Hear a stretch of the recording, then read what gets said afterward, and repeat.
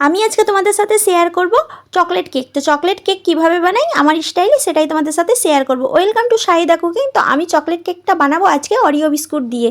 তো প্রথমে আমি অরিও বিস্কুট নিয়ে নিয়েছিলাম, তারপরে একটা একটা করে নিয়ে তারপরে আমি ক্রিমগুলো ছুটিয়ে ছুটিয়ে একটা একটা করে রেখে দিয়েছিলাম।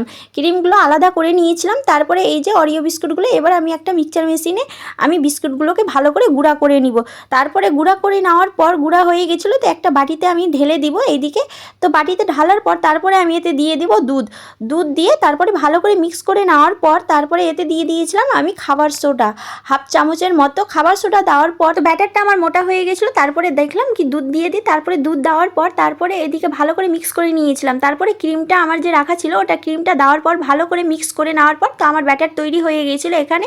তারপরে আমি একটা বাটির মধ্যে সাদা তেল লাগিয়ে তারপরে ব্যাটারটা ঢেলে দিয়েছিলাম। তো আমি কেকটা তৈরি করব প্রেসার কুকারে। তো একটা প্রেসার কুকার আমি বসিয়ে দিয়েছিলাম গ্যাসের ওপরে, ওতে লবণ দিয়েছিলাম, তারপরে বাটিটা বসিয়ে দিয়েছিলাম। তো প্রথমে 5 মিনিট একদম হাই আঁচে দেওয়ার পর তারপরে একদম লো আঁচে আমি পৌনে 1 ঘন্টার মতো আমি প্রেসার কুকারে বসিয়ে দিয়েছিলাম। আর এখানে আমি তৈরি করেছিলাম চকলেট মেল্টেড। তো আমি একটা পাত্রে গরম জল বসিয়ে ওর উপরে কাচের বাটি রেখে তারপরে আমি দিয়েছিলাম ডেরি মিল্ক চকলেট, তারপরে চকলেট সিরাপ দেওয়ার পর তারপরে আমি দিয়েছিলাম 1 চামচ বাটারটা দেওয়ার পর মানে শাইন আসবে ভালো, তারপরে কেকের উপরে দিয়ে দিয়েছিলাম।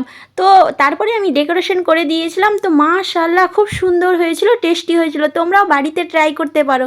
তো আমি এখানে ডেকোরেশন করেছিলাম জেমস চকলেট আর কয়েকটা কাজু বাদাম দিয়ে।